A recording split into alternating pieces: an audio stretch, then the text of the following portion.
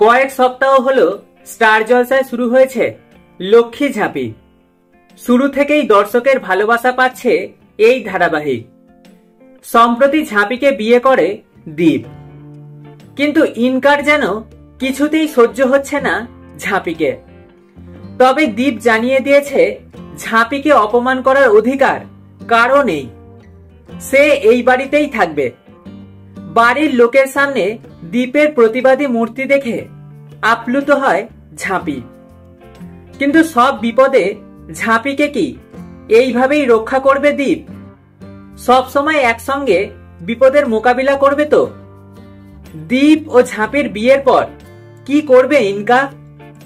এই সব প্রশ্নের উত্তর মিলবে ধারাবাহিকের আগামী পর্বে। তাই টানটান উত্তেজনাপূর্ণ মেগার প্রোমোতেই চোখ আটকেছে দর্শকের।